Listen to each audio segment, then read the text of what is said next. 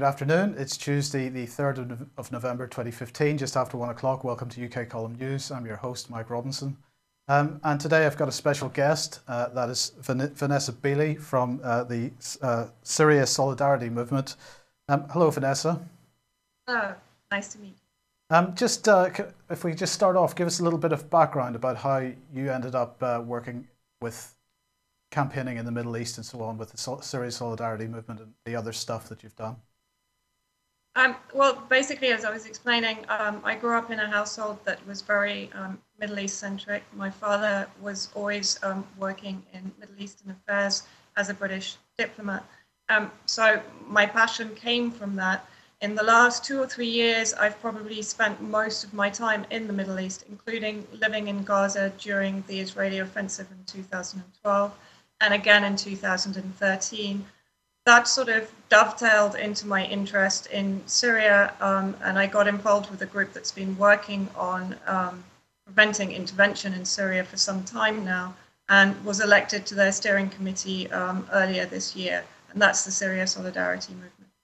And what are the aims of that organisation then? Fundamentally, we defend the self-determination of the Syrian people.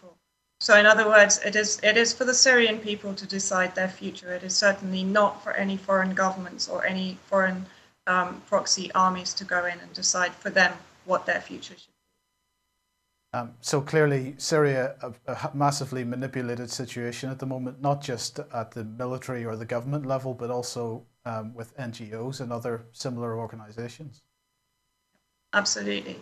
The NGO soft power complex, which we'll go into more detail, for me is one of the most destructive global forces at the moment, probably even outstripping what we would consider to be lethal weapons or military force.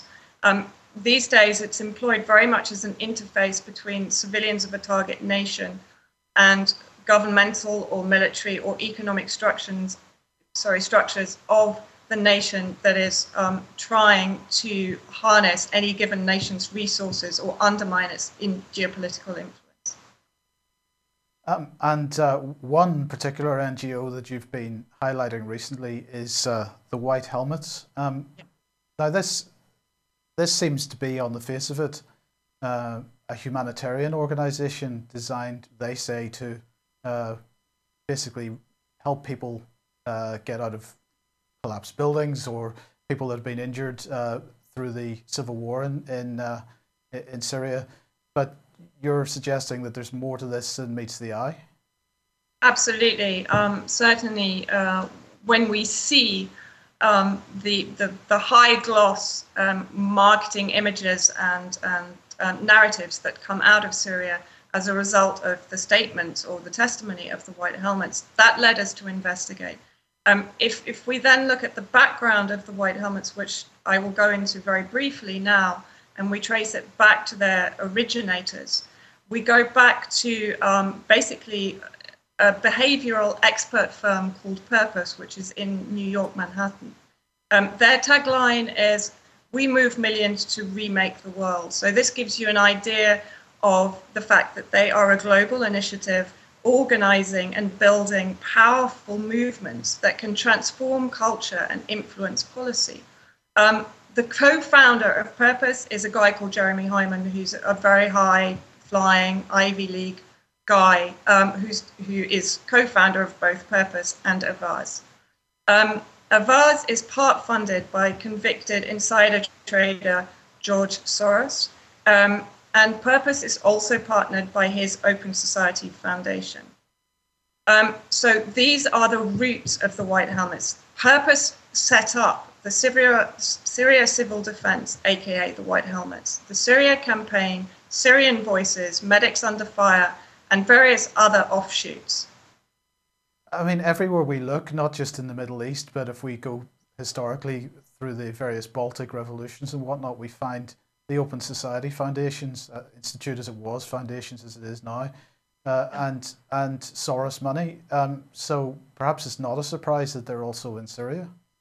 Well, certainly not. And even if we go back to one of the other very vociferous describers of the situation in Syria, which is HRW, Human Rights Watch. If we go back to 2010, oddly enough, the Soros foundations funded them to the tune of 100 million to allow them to expand their operations globally.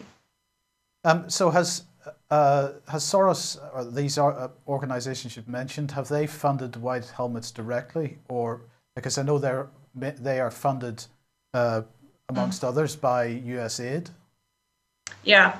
Then if we go on to, because we have to always try and remember, you know, we're sort of universally hypnotized into this belief in the integrity of these NGOs, and we follow blindly this ethic that they project, which is that they are non-governmental organizations, non-profit organizations. But if we look again at the funding of the White Helmets that were set up in March 2013 by a British mercenary by the name of James Le Mesurier in Istanbul, the initial seed funding was $300,000, which we know after a little bit of investigation, we believe came from the UK, the US, and the Syrian National Council, which is the main opposition party to the existing elected Syrian government. In 2013, they also received a further $13 million, we believe, again, from the same sources. But we always have to bear in mind that there is this very strong presence of George Soros behind pulling the strings, if you like, of their creators. But we also found out upon further digging that, yes, US aid, which we know to have a history of facilitating regime changes globally since probably going back as far as Vietnam, have given them $16 million in both equipment and funding. When we further investigated, because I don't know if you remember, but the Telegraph produced an article fairly recently in which they stated, even though they still expounded White Helmets as being this humanitarian NGO comprising of saviors and heroes, it was very clearly indicated that the UK government, in fact, the Foreign Office, is the majority funder of them. And when we look back to the government papers in March 2015, £3.5 million were committed to the Syria civil defence, with a further 10 million promised. Okay, well, I mean those are pretty huge quantities of money for an organisation that claims that what it's doing is putting on some white helmets, providing some emergency equipment, but very basic emergency equipment, and going and digging people out of rubble. What are they spending millions and millions of pounds on? Well, I mean, this is a very good question because every single media report on them, again, always describing them as ordinary people, there's a very repetitive format behind their marketing and their publicity. And it's very cynical. For someone like me that's come from a marketing background, it's very cynical, sort of heartstring tugging adjectives and emotive taglines that are used. You know, they are saviors, they are heroes, they are humanitarians. No life is less worthless than another. And it's made very clear that these people are bakers and doctors and students. They only receive a stipend. Again, that's a very clear message that is put across, that these guys are not paid for doing what they do. So we have to assume that this 40 million it's gone somewhere. And yes, we do have to start asking the question, one, where has this money gone that is obviously or is apparently not being given to the actual operatives, of which there are now about 2,700 within Syria itself, being trained in Turkey and Jordan, that are known rat runs as well for both weapons and equipment and terrorists into Syria. So we do have to start questioning where this money goes and how it is being spent. We know that US aid is providing, for instance, fire trucks and equipment and protective gear. But and of course, that's on top of the money, is that correct? No, that's as part of it. They Right. supply, US aid supply, as far as I can understand, predominantly equipment. The British government is supplying financial hard cash, basically. Right. Well, let's you mentioned this man, James LeMessurier, and this is his is this his main organization, Mayday Rescue? He's a multi-talented guy. I mean, we are talking somebody that has worked his way up the ranks of certainly the British intelligence agencies, if not the military agencies. He's worked at government NATO level in pretty much all of the regions where we know that there have been NATO intervention exercises. So in Kosovo, Bosnia, Iraq, Palestine, Yemen. He's worked in the UAE, he's worked in Dubai. If we look back a little bit, and I won't go into too much detail because actually he's worked for a lot of companies and he is on various advisory boards and strategy boards for many different companies. But if we go back to the two main ones in his history, first one is the Olive Security Group, which is a private security group set up around the start of the Iraq War, who were heavily involved in providing security at the end of the war. So they provided ex-SAS employees to go into Iraq at the end of the Iraq invasion by the UK and the US. And it also emerged that Olive in May 2015 merged with a group called Constellus, who have in their portfolio a company called Academy, who were Blackwater. And I don't know if you remember, but Blackwater they were involved in the Nisour Square massacre in Iraq, but they were also post 9/11. They were employed by Bush, in fact, to act as an outsource for assassinations of alleged terrorists in the US, thus distancing the US government from any accountability for any instructed assassinations. But Obama also continued with this partnership in 2010, funding them to the tune of $250 million to continue to offer unspecified services to the CIA. So although James LeMessurier joined this group in 2005, and I believe he left in 2008, it still gives a very good indication of the circles that he moved in or still moves in. He then went on to a company called Good Harbor International, where I believe he still is as a strategy director. He went there in 2009. Now, this company is run by Richard Clarke. Thank you, you put the image up. Who, as we know, is the ex-terror czar of George Bush, and an alleged 9/11 whistleblower. But in fact, the reality is that I believe he simply further propagated the Al-Qaeda bin Laden myth and distanced Rumsfeld and Bush from any sort of actual implication in the 9/11 incident itself. He basically allowed them to get away with the accusation of war crimes, which we know that they're never going to be prosecuted for. And moving on further, Richard Clarke is also now heavily involved with Rita Katz of the SITE intelligence firm that is based very close to the CIA headquarters. And we know that SITE Intelligence releases the media images and videos of the ISIS executions. So to some extent, Richard Clarke... Sorry, I don't want to let that one go past you. Just say that again. You're saying SITE Intelligence Group releases the videos of the ISIS beheadings and so on? If you watch the ISIS beheadings, many of them, possibly now, I think the site logo has disappeared from the videos. But when the videos are released, like for instance, if you look at the James Foley or the Stephen Sotloff, you'll see in the corner, the corner of the video, the site logo. And basically what they're saying they do is that they manage to procure these videos and they release them for general public viewing. Now, I mean, we can speculate as much as we like about how on earth SITE managed to get those videos before anybody else. But the fact is that, again, Rita Katz was given huge influence within the White House and with the CIA by Richard Clarke prior to 9/11.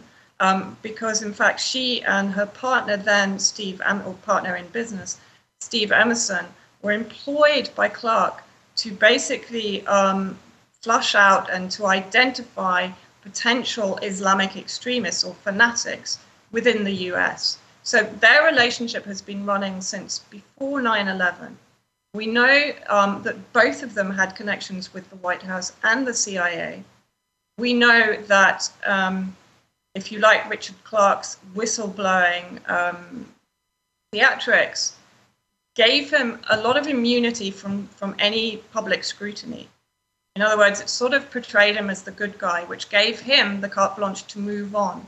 But our understanding that is he is still very much an asset, both of the White House and of the CIA.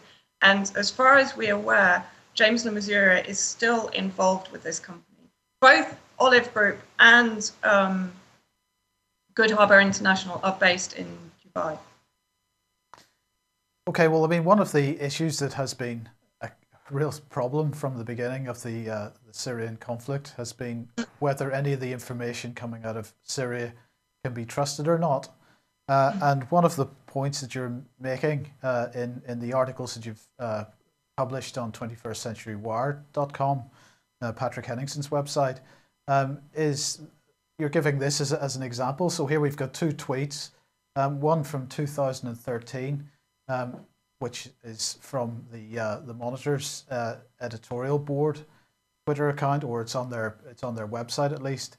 But then the White Helmet seem to have tweeted out the same image, and that looks like it's from 2015, and they're implying that this is something that has only just happened. So again, why would a humanitarian organization that's there to dig people out of rubble be republishing photographs from 2 years previously?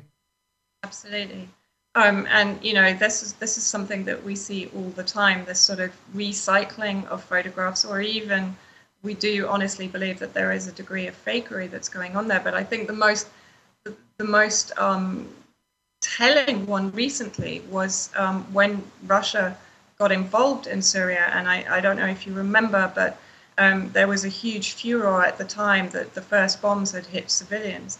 Now, luckily, the Russian media, RT, Sputnik, picked up on this very quickly, that in fact the White Helmets had posted a photograph on Twitter that not only did they post in advance of the Russian bombing, so before the bombs had even fallen, they were claiming that there were civilian targets, but they had also recycled a previous photograph of a White Helmet operative holding a young girl. So almost immediately, they sort of almost undermined their own propaganda. I believe in one of the articles, there's another photograph that I'd picked up on where they claimed that they had, as part of their impartiality image, they claimed that they had rescued a Syrian army soldier from the rubble. And when we actually investigated the photograph, because to me it just didn't look quite right, we actually found that 10 days previously, the photograph that they used of the Syrian soldier that they had allegedly just dug from the rubble because they're so impartial and neutral that they save everybody in Syria, had actually been captured and very probably executed by the al-Nusra terrorists in Aleppo. So again, you know, we have, as you quite rightly say, there is one very particular narrative that is being streamed out of Syria to the general public in the West. But as we look at it rationally and logically and we start to deconstruct it, we see that in fact it's a very different image on the ground in Syria. We know, for instance, that the White Helmets are not, nobody, if you speak to anybody, any Syrian in the government-held areas, which we work out to be around 75% of the inhabited areas of Syria, very few of those people will even know who the White Helmets are, even if you ask them, people on the street. And I will tell you why. Because those White helmets are embedded with al-Nusra, with the FSA, with the so-called moderate rebels. And even the Telegraph article admitted that, because we had published a photograph very clearly showing an ISIS operative celebrating outside a White Helmet depot south of Damascus, south of the Yarmouk camp. And the Telegraph actually admitted that, yes, the White Helmets are embedded with some ISIS strongholds. Okay, well, of course, when we talk about the sort of propaganda that's coming out of Syria, this gentleman, Rami Rahman, has got to be right at the top of the list for those that are pushing this stuff out. And this photograph which you included in your articles is quite famous. It's of him leaving the Foreign Office after meeting William Hague in 2011. Yeah. I mean, the question that has to be asked is what is this man? Is he just a guy with a bunch of contacts over Skype, gathering statistics and pushing them out? Is he operating on the behalf of one or more governments? Is he perhaps, I mean, another alternative is that he is actually laundering intelligence, as it were, so he's receiving information from intelligence services and giving it the air of being independently gathered because he's viewed as a civilian. So, I mean, what's your take on this man? Is he being funded, or is he just doing this for out of his best intentions? Well, I mean, our understanding of it is he's definitely EU funded. He definitely has British Foreign Office affiliation. We know this. He's an ex-convict, Osama Ali Suleiman, who uses the media stage name of Rami Abdul Rahman. We know, I don't know if you'd actually seen the RT documentary where they tried to pin him down and talk to him, which I think was probably one of the best documentaries to expose him for what he is. Yes. It's, as you say, either somebody that is deliberately providing or is being obscurantist over this and providing information that deliberately misleads. I mean, his figures, I have to say, are sort of all over the place. I mean, if we look at the barrel bomb figures, they are incredibly inaccurate. I think between January and June of this year, he claimed something like 10,400 barrel bombs were dropped. Now, bearing in mind that the helicopters in theory can carry maximum 2 barrel bombs on each flight, you're talking 5,100 barrel bombs would have been dropped in a period of 6 months. And the number of flights, probably over 50, well, up to 50 flights a day would be needed to do this. So once you start to sort of deconstruct the information that is being put out there, you start to realize that it's logistically infeasible. It's impossible. So, bearing all this in mind, and bearing in mind the connections of various people that are behind this organization, what is it actually doing at the end of the day? What is the bottom line here? Well, I mean, as we said in the beginning, these days, as I said, I call them the weapons of mass disinformation, and these NGO and so-called humanitarian organizations are acting as an interface between the civilians, or a bridge between the civilians and the military or the economic or the governmental structures that are attempting either regime change or economic infiltration of a country, or simply to influence its or to reduce its geopolitical influence. And when we look at the propaganda that the White Helmets are producing, which is then streamed by the likes of Avaz, so then we go back to its roots, we go back to the purpose marketing arm, we go back to Avaz, which we know is if you like, I sort of call it the empire mouthpiece, or the public opinion barometer. Because what Avaz will then do is to produce a petition, which will then be demanding, based on the White Helmet testimony, a no-fly zone, for example, in Syria, which we know from history in both Iraq and Libya can only result in untold misery for civilians, potential genocide as it was in Iraq, and certainly a failed state as it now is in Libya. And the fact is that Syria has been resisting these maneuvers for almost 5 years now. And so therefore, what we are seeing is a ramp up of that propaganda commensurate with the amount of resistance that it's hitting. And I would just like to talk about back to the white helmets for a moment, because again, I want to deconstruct this image that they have created in people's minds. And I know that it's worked extremely well. I mean, people are even suggesting they should be given the Nobel Peace Prize.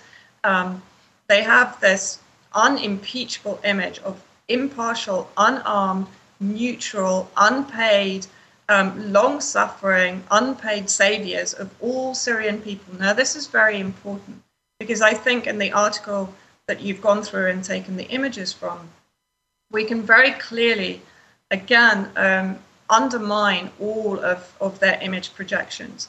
If, for instance, we look at their claim of being impartial, one, they are embedded purely with al-Nusra and ISIS in rebel-held areas only.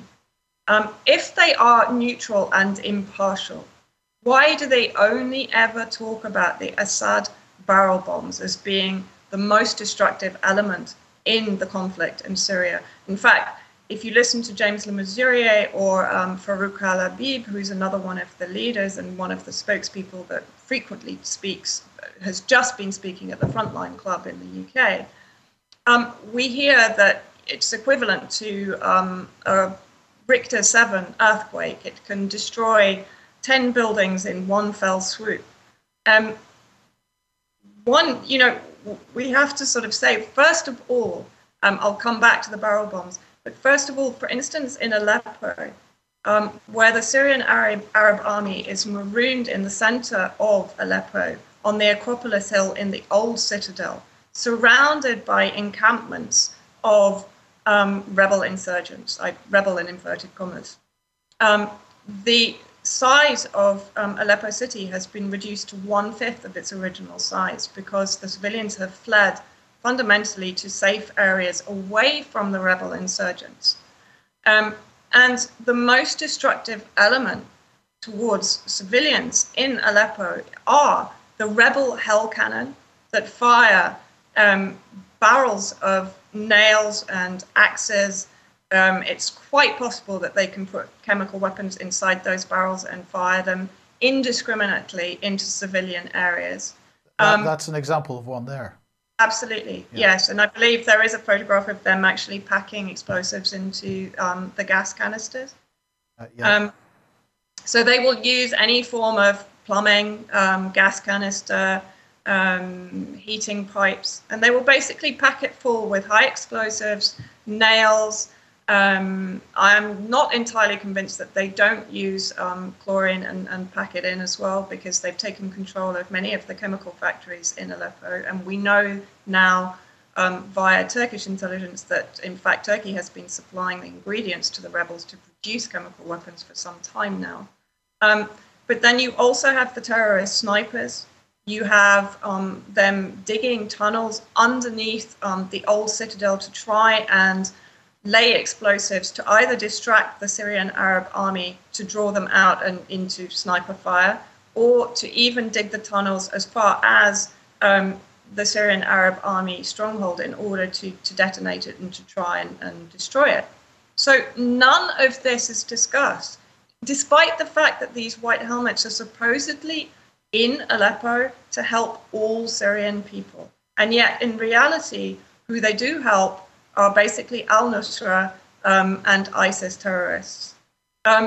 If we then move on to the fact that, again, they call themselves impartial, we have video footage of them describing the Syrian Arab army as dogs, throwing their bodies, having stolen their boots before they did so, throwing their bodies unceremoniously onto the back of a truck, and then being filmed, stood in their white helmet uniforms, driving away, stood on the bodies, flicking the victory sign as they're driven off. We have one white helmet operative, you have his photograph there, who is described as saying, well, everybody else's body we put into body bags and we take them away, we give them a proper burial, and we inform their families. But he then talks about the shabiha, which is the derogatory term for basically the Syrian Arab Army or any form of security forces now. And he says, no, them we throw in the trash. This is not impartial. He then also swears his allegiance to the Mujahideen. From memory, I believe he actually says we serve them. So he's making a clear statement that they are here in support of al-Nusra, which we must also remember is al-Qaeda, who, by the way, the United States blamed for 9/11. So, you know, in any person's imagination, we can't possibly transfer al-Qaeda into being a moderate rebel. Okay, they are terrorists. Indeed. Well, look. I just wanted to ask you about this gentleman here on the left-hand side here, and this is Farouk Habib, because he and James Le Mesurier seem to be working together with Mayday Rescue, but he seems to have a strange background himself. Yes, he has quite a checkered background also. Again, we have to always bear in mind this tagline of impartiality, because if we actually look at the White Helmet team, which is pretty much the same as the Mayday Rescue team, because Mayday Rescue, James Le Mesurier set up in 2014, I think about 1 year after he set up the Syrian Civil Defense organization. But if we look at the Mayday team, which, as I said, I wouldn't disentangle from the White Helmets, Farouk al-Habib was in fact one of the revolutionary leaders in Homs. He was allegedly tortured by the Syrian security forces in 2012 for trying to bring a reporter in, as he says it, to film the protests. He fled in 2013 and, obviously then got involved with Syria Civil Defense. The interesting thing, he did a report for Huffington Post, in fact, where he gave an interview on his experiences. Now, we're actually going to talk about this in part 3 of the articles, but the images that he used were quite honestly false in the sense that they related to a completely different narrative to the one he was describing. That's one. So he claimed he was held in these prisons and he was tortured in these prisons. Now, we've managed to trace down where those images came from, and we know that they came from a completely different timeline and from a completely different area to where he is describing. So immediately we know that the evidence he is giving, one of the reports that he has put out there to describe his treatment at the hands of the security forces, is to a huge extent discredited. But if we then also look at his title now, which I noticed he presented himself as political counselor at the Frontline when he gave the speech at the Frontline Club.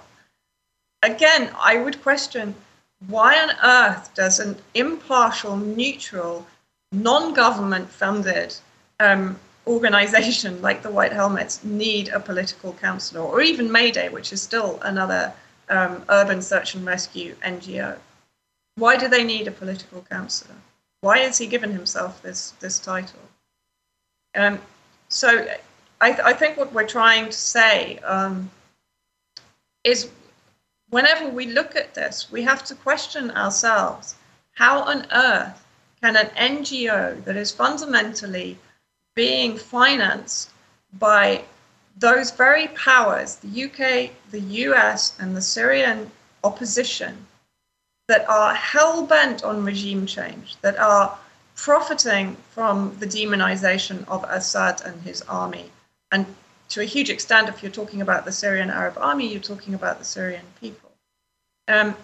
So we absolutely have to suspend disbelief and say, well, it is not possible that these people are going to be impartial. They are being funded to be partial, biased, prejudiced. And not what they seem. Look, Vanessa, we're beginning to run out of time. So what I'd like to do is I'm just going to summarize this, and you can comment on this just when we've run through these things. So what we've got in the center here is the White Helmets, funded, it seems, by US aid. the Foreign Office of the UK, and obviously and also Soros as well. We've got James Le Mesurier, who's the founder, who also founded Mayday Rescue, which seems like a sister organisation, and it's also funded by the UK government. And of course, James Le Mesurier worked for Olive Group. Olive Group is a private security firm merged with Constellus. Constellus owns at least some part of Blackwater, which, as we have said, you may say is, or one may say, is a CIA front organisation. But we've also got James Le Mesurier working with Good Harbour International, possibly still working with them, and them, of course, that being another security company, which through their chairman Richard Clarke is linked to Site Intelligence Group through Rita Katz. And of course, they have connections to the White House, to the Department of Homeland Security, Department of Justice, and possibly also Israeli intelligence. And we have, of course, let's not forget, as we've just mentioned, Mayday Rescue has on its staff Farouk Habib, founder member, as you say, of the Homs Revolutionary Council. He apparently fled to Turkey in 2013. But we should also note that, of course, the CIA have also been linked to nearly all the revolutionary councils in Syria. So really, it's a bit of a nest of vipers, and certainly is not what it appears to be. Is that a fair assessment? It's a very fair assessment, yes. Yeah, I would say so. Okay. Well, look, thanks for that. Look, just one thing before we go, because you said you wanted to mention Yemen. And so, I mean, if we can be reasonably brief about this, we'll do a follow-up on this in the coming week or so, if you're willing to do that. Yeah. But I mean, obviously, we can't take events in the Middle East as being separate, totally separate events. There is a geopolitical policy, perhaps is the right word, at work here, and we're seeing the same types of events happening in Yemen that have happened in other countries in the Middle East. What was it that you were particularly concerned about here? Well, I think there are two things, and I'll try and run through them as quickly as I possibly can. I will be producing an article covering all of this. Basically, the first thing is that there does appear to have been a revelation of the fact that the UN is proving itself not neutral in Yemen, in the sense that Ansarullah, or the Yemeni National Security, has recently, in the last 2 weeks, and it's not been produced, it's not been talked about or reported in the mainstream media yet, they have arrested 2 operatives. Try and remember the names. I think it's John Heyman and Mark McAllister. I could have got those wrong. I've got the surnames right. But basically, these guys were known security agents who'd come into Yemen underneath under the auspices of the UN. In other words, the UN had flown them in on their own private flights from Djibouti to Sana'a. They were arrested by Ansarullah, who had them under surveillance for some time and had identified them as certainly security agents. So now we have a situation where the UN is trying to get itself out of a very precarious, embarrassing position in Yemen, where it's been seen to be, if you like, harboring known American security agents. And I believe that now Ansarullah are basically saying that they suspect that, in fact, what has been happening is that the UN is providing cover for these agents to report on the Ansarullah positions to the US and UK conflict controllers based in Riyadh. So that's the first thing. The other thing that we've discovered very recently, talking to Ansarullah contacts in Yemen, is that US aid, again, is probably has a monopoly on the NGOs and the humanitarian relief efforts in Yemen. In June of this year, USAID basically withdrew that aid, saying that under the present conflict situation, it was not possible or feasible for them to continue providing aid, which is one of the most cynically brutal, oppressive things that they could do, because they basically turned a tap off of any form of humanitarian aid at a point when Yemen is undergoing a cleansing and a genocide at the hands of the Saudi bombers. But at the same time, now they're having the tap turned off under blockade by US aid. But in the same month, King Salman suddenly decided to form his own NGO, KSC, which is now going to basically, in theory, usurp US aid in Yemen. So in other words, US aid has withdrawn, but it's endorsed a humanitarian effort by Saudi Arabia that is currently obliterating Yemen. Is that not an oxymoron to suggest humanitarian aid and Saudi Arabia? Precisely, it is. It's also, I mean, it's so obscene to sort of even suggest that I struggle to use the word humanitarian in relation to Saudi Arabia. Yes, a humanitarian organization to come in and rebuild and repair the damage that they've just done. But what it is also doing, and this is just my theory right now, they're seeing that their military infiltration or intervention in Yemen is not working. It's failing. The Yemeni people are proving themselves to be very resistant, very resilient, and actually very united. And I think this has really shocked the interventionists, and particularly Saudi Arabia. And so, in my view, what they're now doing when they see that the military operation is failing, so now they'll come in the back door. They'll come in via the NGOs, but they can't come in ostensibly through US aid, but they will come in through Saudi Arabia. So Saudi Arabia then will basically have complete control of Yemen via the humanitarian organizations and via the relief agencies. Okay. Well, look, Vanessa, thank you very much. It's been massively interesting, and we'll hope to see you on UK Column News again in the not too distant future. Hope so too. Okay, good. Thank you very much. And well, that's it for today, and we will see you again at the same time tomorrow, 1 o'clock, ukcolumn.org/live. See you then. Bye-bye.